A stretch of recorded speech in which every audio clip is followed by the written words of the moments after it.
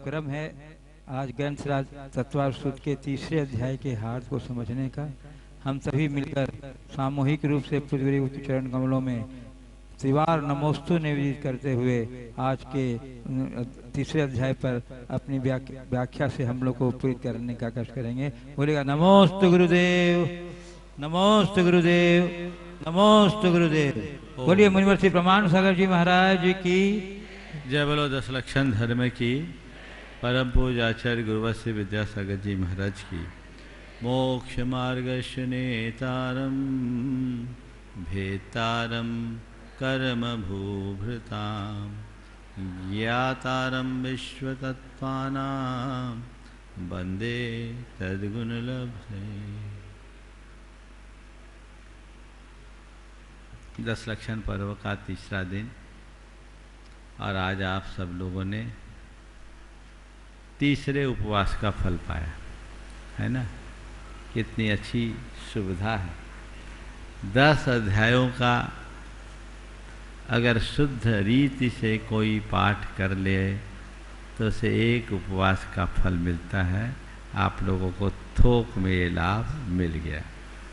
अभी आपने तत्वार सूत्र का वाचन सुना, अत्यंत शुद्ध वाचन, ये बहुत अच्छा है। हम लोगों को इसी तरह शुद्ध उच्चारण का अभ्यास करना चाहिए। आज तीसरे अध्याय का क्रम है। तीसरा अध्याय नरक लोक और मध्य लोक का वर्णन करता है। प्रायः जब इस अध्याय की विवेचना होती है तो भूगोल और खगोल के ऊपर हमारा ध्यान जाता है और लोग प्रायः उसमें उलझ जाते हैं। जब गुरुदेव थुबोन जी में थे, मैं उन दिनों अलग अवस्था में था।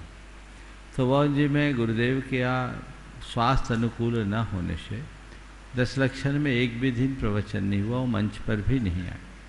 हम संघस्थ साधुओं को उनके आदेशानुसार अलग अलग दिनों में प्रवचन और तत्वार सूत्र के व्याख्यान का अवसर मिला और मुझे तीसरा अध्याय और 5वां अध्याय मिला, दोनों अध्याय। और धर्म में आकिंचन धर्म मिला। मुझसे लोगों ने कहा कि महाराज जी आप तीसरा अध्याय का विषय इतना नीरस है, 5वें अध्याय का विषय भी ऐसा है, आप कैसे उसका व्याख्यान करोगे। मैं भी बहुत छोटा था, 1987 की बात है, 20 साल की उम्र थी। पर जब मेरे वाचन का समय आया, मुझसे जब ये बात कही गई तो मैंने कहा नीरस को सरस बनाने में ही हमारी कुशलता है। तो आज मैं इस अध्याय का व्याख्यान नहीं कराऊंगा, इस अध्याय का व्याख्यान नहीं करूंगा, आप सबको यात्रा कराऊंगा। यात्रा करना है। इस अध्याय में क्या है? नरक का और मध्यलोक का वर्णन नहीं, चौथे अध्याय में स्वर्ग लोक का वर्णन नहीं। ये हमारी आपकी सबकी यात्रा का वृत्तांत है, विवरण। कोई किसी दूर देश में जाता है, यात्रा करके आता है, तो वहाँ के बहुत सारे अनुभवों का अंकन अपनी डायरी में कर लेता है या अपने स्मृति पटल में संजो कर रख लेता है। हम आपने अनंत काल से अनंत यात्रा की है। 4 गति और 84 लाख योनि का परिभ्रमण ही हमारी यात्रा कथा का इतिवृत्त है। लेकिन आज वह हम सब भूल चुके हैं। हमारे पास उसकी कोई स्मृति नहीं और न ही उसका कोई अनुभव है। लेकिन इन सूत्रों में उन सब का ही उल्लेख है। यदि हम इसे डिकोड करने की कला आपने विकसित कर ली तो हम पाएंगे कि ये हमारी अपनी कहानी है, हमारी अपनी यात्रा है, जो हमारे अज्ञान और मिथ्यात्व के परिणाम स्वरूप हमने अनंतों बार की है।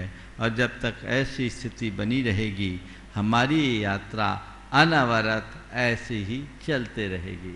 तो ये यात्रा है। आज हम कहाँ से अपने यात्रा की शुरुआत करें, कहाँ से करें? हमारे लिए 4 गति है। 4 गति में यात्रा की शुरुआत करना है, कहीं से तो करें ही करें। तो मनुष्य गति और त्रियंश गति का रूप तो हमें दिखता ही है। हम अपनी यात्रा की शुरुआत नरक से करते हैं और नरक से हमारी यात्रा की शुरुआत यहाँ की जा रही है। पहले हम अपनी यात्रा का वृत्तांत देखें, कोशिश करें कि हम उससे अपना संबंध जोड़ सके, ताकि हमें समझ में आ सके कि दरअसल हमने अनंत भव भ्रमण में कहाँ कहाँ क्या क्या भोगा है, कैसा कैसा अनुभव किया है। हमारी यात्रा अनंत है और नरक की जब हम कहानी अपने सामने रखते हैं तो हम पाते हैं कि ये बहुत दुखमय कहानी है। आंखें बंद करें, इस धरती पर जहाँ हम हैं ये नरक की छत है। क्या है? नरक की छत है। नरक की छत पर ही हम हैं और जहाँ हम हैं उससे ठीक नीचे नरक है और उसके 7 पृथ्वियाँ हैं जिनमें 84 लाख नरक है, नरक के बिल है जहाँ नारकी जीव रहते हैं। उन नरक बिलों में हम अनंत बार गए हैं। जाना चाहोगे? महाराज, नरक से बचने के लिए तो यहाँ आए हैं और आप हमें नरक ले जाना चाह रहे हैं। मैं तुम्हें नरक नहीं ले जाना चाह रहा हूँ, नरक के दुखों का आभास कराकर नरक से छुड़ाने का रास्ता बताना चाह रहा हूँ। समझ गए? और नरक चलोगे भी ना, मेरे साथ चलोगे तो दोबारा कभी नरक जाने का मौका नहीं आएगा, जीवन सुधर जाएगा। समझ गए? चलिए हम सीधे से सूत्रों को ही ले लेते हैं, वहीं यथा प्रसंग बात करेंगे। रत्न सरकरा बालुका पंक धूम तमो महातमः प्रभा भूमयो घनाम्बुवाता काश प्रतिष्ठा सप्ताधोधः।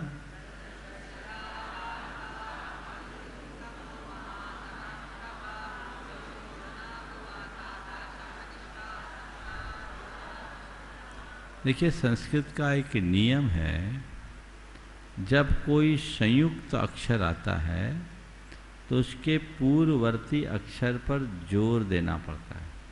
हिंदी में भी हम इसका प्रयोग करते हैं, पर वहाँ दोनों तरह का चल जाता है। जैसे हम अक्षर शब्द बोलते हैं, अक्षर नहीं बोलते। विज्ञान बोलते हैं, विज्ञान नहीं बोलते, है ना। इसी तरह आगे कोई संयुक्त अक्षर आता है तो उसके पूर्ववर्ती अक्षर पर जोर देना चाहिए। संयुक्त आद्यम दीर्घम, जैसा अभी आप लोगों ने उच्चारण सुना, उनको ध्यान रखें। तो रत्न सरकरा बालुका पंक धूम तम और महातम प्रभा नाम की 7 भूमियाँ जो घनोदधि वात वलय, घनवात वलय और तनवात वलय के आश्रित एक के नीचे नीचे नीचे है। ये 7 पृथ्वियाँ हैं जिसको लोक में 7 नरक के नाम से जाना जाता है। और इन सातों के साथ प्रभा शब्द जुड़ा हुआ है। रत्न प्रभा, सरकरा प्रभा, बालुका प्रभा, पंक प्रभा, धूम प्रभा, तम प्रभा और महातम प्रभा। ये 7 पृथ्वियाँ एक दूसरे के नीचे नीचे हैं। जैसे ये पृथ्वी है, ये 7 पृथ्वियाँ हैं एक दूसरे के नीचे, जो 3 प्रकार के वायुमंडल के दबाव से टिकी है। घनोदधि वात वलय, घनवात वलय और तनवात वलय, तनुवात वलय। ये वायु और का मिश्रण है, उसके साथ ये इनका, जिसमें सघन वायु उसको बोलते हैं घनवात वलय, और जहाँ बिरल वायु है उसको बोलते हैं तनुवात वलय, और जहाँ जल मिश्रित वायु होती है उसको घनोदधि वात वलय बोलते हैं। ये 3 प्रकार के वायुमंडलों के दबाव से एक दूसरे के नीचे ये 7 पृथ्वियाँ हैं, जिसमें सबसे ऊपर रत्न प्रभा पृथ्वी है, जिसकी मोटाई 1,80,000 योजन है, जिसमें 16,000 खर भाग का, 84,000 पंख भाग और 80,000 अब बहुल भाग है, जिसके तीसरे हिस्से में नार की जीव निवास करते हैं। खर भाग और पंख भाग में भवनवासी और कुछ व्यंतर देवों के निवास है। तो ये 7 पृथ्वियाँ एक दूसरे के नीचे नीचे हैं। सबसे पहले रत्न प्रभा पृथ्वी है और सबसे नीचे महातम प्रभा है। ये 7 नरक हैं जिनमें नारकी रहते हैं। तो कितने नरक हैं? हम 7 बोलते हैं। नारकियों के निवास स्थान को नरक बोलते हैं, वे 84 लाख हैं। तासु त्रिंशत् पंचविंशति पंचदश दशत्री पंचोनैक नरक सत्सहस्राणि पंच चैव यथा क्रमम्।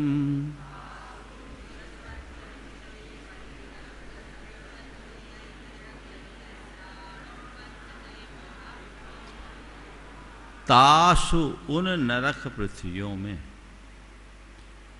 63 सत्सहस्राणी यानी 30 लाख, पंचविंशति 25 लाख, पंचदश 15 लाख, फिर 10 यानी 10 लाख, फिर त्रिपंचोन 1 अर्थात 3 लाख, 3 यानी 3 लाख, और पंचोन 1 यानी 5 कम 1 लाख, और आखिरी में 5 नरक विल हैं। ठीक है, यहाँ नारकी रहते हैं, करते क्या, उनका काम काज क्या है? नारका नित्या शुभ तरलेशा परिणाम देह वेदना विक्रिया।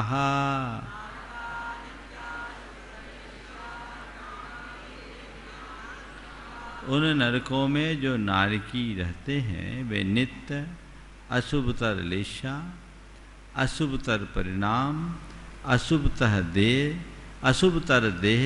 अशुभतर वेदना और अशुभतर विक्रिया वाले हैं। वहाँ के नारकियों के जो भाव होते हैं बड़े कलुषित होते हैं, इसको बोलते हैं लेश्या। परिणाम माने यहाँ का स्पर्श रस गंध और वर्ण होता है, वो भी महान भयानक होता है। उनका शरीर बड़ा विभत्स होता है, उनको वेदना भी बहुत प्रबल होती है। ऊपर के नरकों में उष्ण वेदना होती है। 84 लाख नरकों में 82,25,000 नरक में गर्मी होती है, और 1,75,000 नरक बिलों में सर्दी होती। कहते मेरु प्रमाण मेरु समान लोह गल जाए, ऐसी शीत उष्णता था। और तहाँ भूमि पर सत दुख इसो, बिच्छू सहस दसे नहीं तिसो। तो ये इस तरह के परिणाम वहाँ होते हैं। उनका शरीर विकृत होता है, उनकी वेदना भी ऐसी प्रबल होती है शीत और गर्मी की, तथा उनके शरीर की जो विक्रिया है वो अपने ही शरीर का चाहे जैसा रूप बनाते हैं, जो घोर विकराल बनाते हैं। और परस्परोदीरिद दुखाहा, वहाँ नारकी जन एक दूसरे को दुख देते रहते हैं। इतने में काम नहीं चलता। संक्लिष्टा सुरोदीरिद दुखाश्च प्राक् चतुर्थ्याः,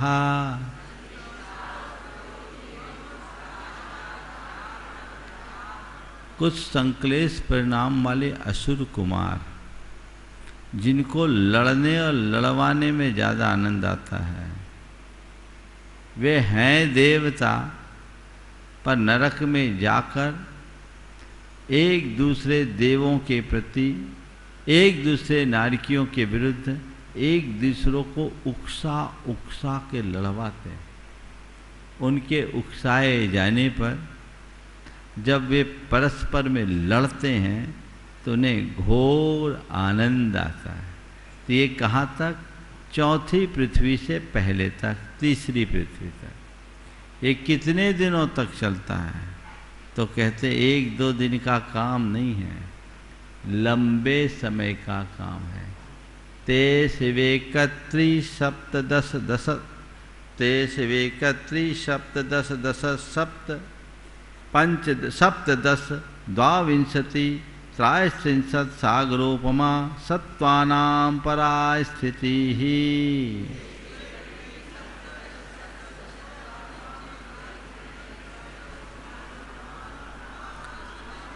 तेषु नरकेषु, नरकों में 1, 3, सप्त यानी 7, 10 यानी 10, सप्तदश यानी 17, द्वाविंशति यानी 22 और त्रयस्त्रिंशत् यानी 33 सागरोपम, उन सत्तों की अर्थात उन नारकियों की परा स्थिति, उत्कृष्ट स्थिति होती।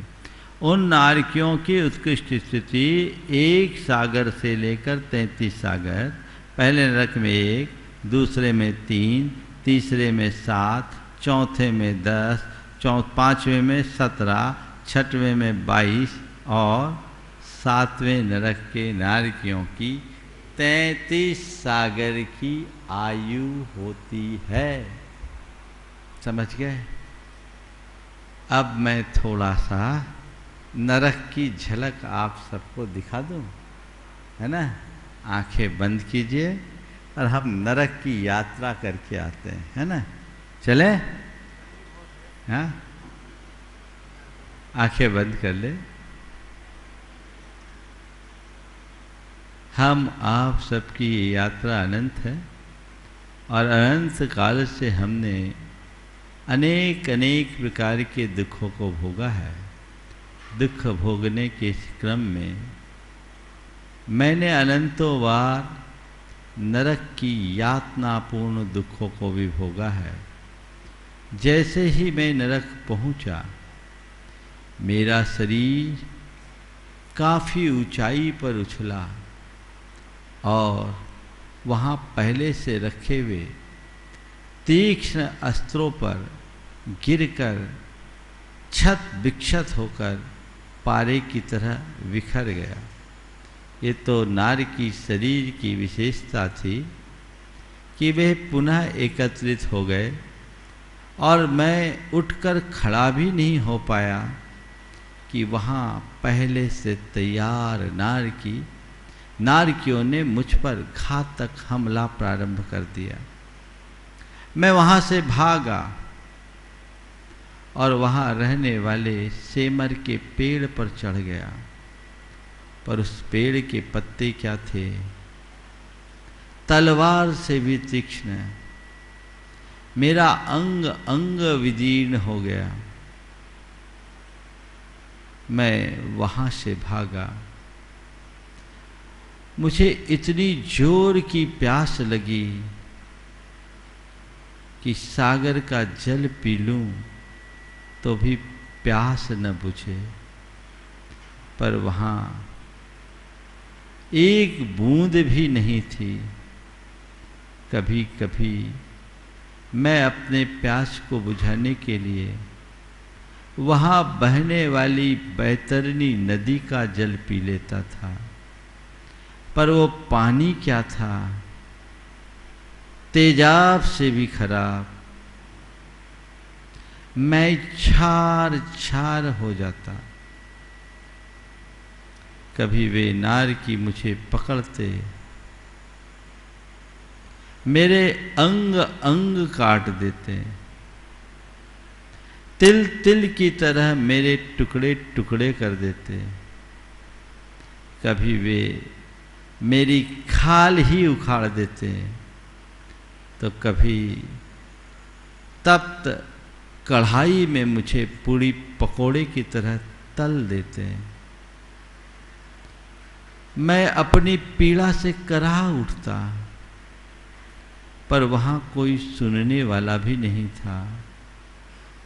कभी वे मुझसे कहते कि तूने खूब पर स्त्रियों को बुरी दृष्टि से देखा है, ले आप देख। ऐसा कहकर मेरे आंखों में भाला चुभा देते। तो कभी कहते तूने खूब मांसाहार किया, धर्मात्माओं की निंदा की, ये ले और कर। ऐसा कहकर मेरी जीभ काट देते। कभी मेरी अतड़ियाँ निकाल देते, कभी मेरे कानों में कील ठोक देते। कभी कहते कि तूने खूब मद्यपान किया, ले और कह और कर। कहकर मेरे मुख में तेजाब डाल देते। तो कभी कहते तूने पर स्त्रियों को खूब बुरी दृष्टि से अपनाया, ले आलिंगन कर।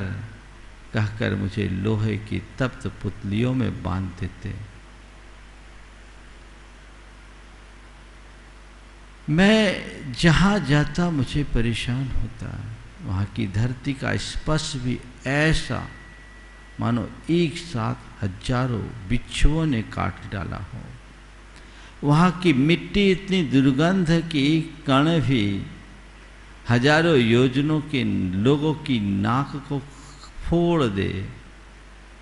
मैं अपनी वेदना से करा उठता, लेकिन वहाँ कोई सुनने वाला नहीं था। और ऐसा मैंने एक बार नहीं, 2 बार नहीं, अनंत अनंत बार किया है।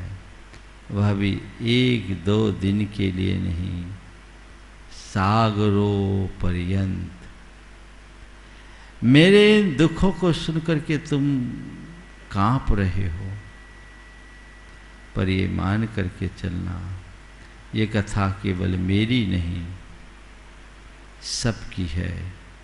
और इस कथा का मूल हमारा अपना अज्ञान है। इससे बचने का एक ही रास्ता है, जिनेंद्र भगवान के द्वारा प्रतिपादित मार्ग को अंगीकार करो और आगे बढ़ो। अपने जीवन के अनुभवों का लाभ लो और एक ही बात सोचो, जब सागरों पर्यंत मैंने अपने अज्ञान के परिणाम स्वरूप नरकों के दारुण दुखों को सहा है, तो इस जीवन में आने वाले छोटे छोटे दुख तो बहुत सहनीय है। मैं जब इन दुखों को सहूँगा तभी मैं समर्थ हो सकूँगा। कभी कभी जब मैं नरक में रहा और इस वेदना से मैं विचलित हुआ, मेरी अंतर्दृष्टि जागी, मुझे समझ में आ गया कि पाप, पाखंड, अधर्म, अनाचार के कारण मेरी ये दुर्गति हुई है। काश मैं सर्वज्ञ भगवान के द्वारा प्रतिपादित धर्म को अंगीकार किया होता तो मेरा ये हाल नहीं होता। मेरी ये वेदना मुझे अंतर्मुख बनाई और वेदना की उस तीव्रता में मुझे सम्यक दर्शन हो गया। और आज मैं ये सीख पा रहा हूँ कि दुख में भी अंतर्दृष्टि हो तो हम सम्यक दृष्टि बन सकते हैं। और मैं सम्यक को प्राप्त करके नरक से बाहर निकला और अब तय कर लिया कि मुझे ऐसा कोई रास्ता नहीं चुनना जो मेरी दुर्गति का कारण है। और मैं नरक से बाहर आकर आज मनुष्य हूँ, मुनि बना हूँ और मृत्युंजय बनने के रास्ते पर चल रहा हूँ। बाहर आ जाइए सब, है ना। ये हमारी कहानी है, इसे समझिए। आप लोगों को ऐसा एहसास हुआ कि मैं नरक गया हूँ। उन दृश्यों को देखोगे तो रूह कांपेगी। नित्य सामायिक में अपना चिंतन करो। हम लोगों की एक कमी है, जब भी नरक स्वर्ग की बातें होती है ना, तो हम सोचते किसी दूसरे लोक के प्राणी की चर्चा है। वह भिन्न प्राणी है, उनका मुझसे कोई नाता नहीं, संबंध नहीं। लेकिन जब हम ये समझने लगे कि ये मेरी ही कहानी है, तब हमारे हृदय में वैराग जागेगा और धर्म के प्रति सच्चा श्रद्धान प्रकट होगा। वो होना चाहिए। ये हमारी आपकी सबकी कहानी है। 1-2 बार नहीं, अनंतों बार हमने ऐसे दुखों को भोगा है। और यदि यही हाल रहा तो आगे भी हमें भुगतना पड़ेगा। ये किसी की कल्पना नहीं, ये यथार्थ है। इस यथार्थ पर श्रद्धान जगाकर जो आगे बढ़ते हैं वे ही अपने जीवन का पथ प्रशस्त कर पाते हैं। तो ऐसे नरक लोक की चर्चा हुई। 6 सूत्रों में ही उमा स्वामी महाराज ने दया करके हम लोगों को नरक से उठा लिया। अब हम आगे चलते हैं मध्य लोक में, जहाँ हम लोगों का निवास है, वहाँ की दशा देख लें। जम्बूद्वीप लवनोदादेह शुभ नामानो द्वीप समुद्राहा।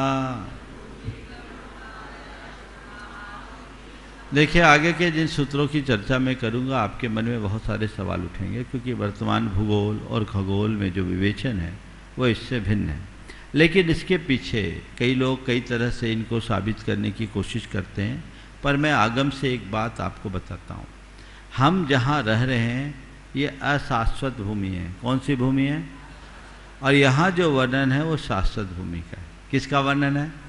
शाश्वत पृथ्वी का। आगे एक सूत्र आएगा कि भरत और ऐरावत क्षेत्र के आर्य खंडों में 60 काल का प्रभाव पड़ता है। काल परिवर्तन के परिणाम स्वरूप सट काल से वृद्धि हानि होती है। तो ये धरा अशाश्वत धरा है और वर्णन शाश्वत का है। ऐसा वर्णन आता है कि ये धरती जब भोग भूमि से कर्म भूमि के रूप में परिणत हुई तो 1 योजन उठ गई। धरती तो थाली की तरह सपाट थी, लेकिन थाली की तरह सपाट धरती में भरत और ऐरावत क्षेत्र के आर्यखंड का एक हिस्सा उठ गया। तो एक हिस्सा उठा 526 सही 6/19 योजन का भरत क्षेत्र है, उसका एक हिस्सा, छोटा सा हिस्सा, फिर भी बहुत बड़ा हिस्सा, उस एक आर्यखंड के उठने में ऐसा तो नहीं हुआ होगा कि तस्तरी की तरह उठ गया। एक बहुत बड़ा प्राकृतिक परिवर्तन था। 1 योजन उठना कोई छोटी मोटी बात नहीं है। वो 1 योजन जब धरती उठी तो इस भरत क्षेत्र का संबंध शेष जम्बू द्वीप से कट गया, क्योंकि इसमें अनेक क्षुद्र पर्वत और उप समुद्र प्रविष्ट हो गए। अनेक उपसमुद्र और क्षुद्र पर्वत जब प्रकट हुए तो इसका संबंध जम्बू द्वीप से कट गया होगा। जब जम्बू द्वीप से इसका संबंध कटा और ये 1 योजन ऊपर उठी तो धरती ने कोई ग्लोबल सेफ ले लिया हो, ये भी संभव है। और उस घड़ी ऊर्जा का विस्फोट भी हुआ होगा। हो सकता है ये जो प्लैनेट्स हैं कहीं न कहीं उस रूप में आकार लेकर अस्तित्व में आए होंगे, क्योंकि हमारे यहाँ कुलकरों के द्वारा एक व्यवस्था बताई गई कि 14 कुलकरों ने प्राकृतिक परिवर्तन से चकित और चिंतित मानव समाज का मार्गदर्शन दिया। एक कुलकर ने ये बताया कि सूर्य चंद्र है, ये पहले भी थे, पहले नहीं दिखता था, इसको देख के घबराओ नहीं। तो ये सब बातें ऐसी दिखती है कि हो ना हो ये प्रकृतिगत परिवर्तन के कारण प्रकट हुए हों, पर हम अधिकार पूर्वक ऐसा इसलिए नहीं बोल पाते क्योंकि आज उसका उल्लेख करने वाले ग्रंथों का अभाव है। हमारे जितने भी ग्रंथ हैं सब शाश्वत भूगोल का विवेचन करते हैं और वो जो लिखा उसकी वैसी ही व्याख्या है। पर यदि ऐसे कुछ ग्रंथ होते जो आज विलुप्त हो गए, जिन्हें विनष्ट कर दिया गया, तो शायद ये संसूचनाएं हमारे पास होती और हम बहुत अधिकार पूर्वक ये बात कह पाते और ये स्पष्ट कर पाते कि जैन भूगोल और खगोल वर्तमान भूगोल और खगोल के समान हैं। पर छोड़िए, धरती गोल हो या चपटी, हमें अपनी दुनिया को गोल नहीं बनाना है, गोल बंद होकर इस संसार सागर से पार उतरना है। दूसरी बात, हमारे आचार्यों का मूल प्रतिपाद्य आत्मा का कल्याण रहा, इसलिए उन्होंने इस पर ज़्यादा ध्यान नहीं दिया। धरती अभी एकदम है, जब भोग भूमि कर्म भूमि समाप्त होगी, प्रलय आएगा, 1 योजन तक चकनाचूर हो जाएगी जमीन, धरती के नीचे तक फिर सपाट हो जाएगी। तो ये परिवर्तन होता है प्रकृति में। तो हो ना हो ऐसा कोई प्राकृतिक परिवर्तन आया हो, ये संभव है, इससे बदलाव हो गया हो, क्योंकि भगवान की वाणी गलत नहीं हो सकती। और आज हम विज्ञान को झुटला नहीं सकते। सैटेलाइट्स में सारे फोटो हो जाते हैं, सारे प्लैनेट्स दिख रहे हैं, धरती दिख रही है। तो इनमें शक्ति मत लगाइए, पर मैं इतना कहूँगा, इसमें जो भी है हमें यही मान के चलना है, ये किसी दूसरे लोग की चर्चा है। तो सूत्रों में जैसा अर्थ आपको बताया जाए वैसा सुनते जाना, सवाल खड़ा मत करना। जम्बूद्वीप, लवन समुद्र आदि शुभ नाम वाले अनेक द्वीप और समुद्र हैं। दीर्घ दीर्घ विष्कंभा पूर्व पूर्व परिक्षेपणो वलयाकृतयः।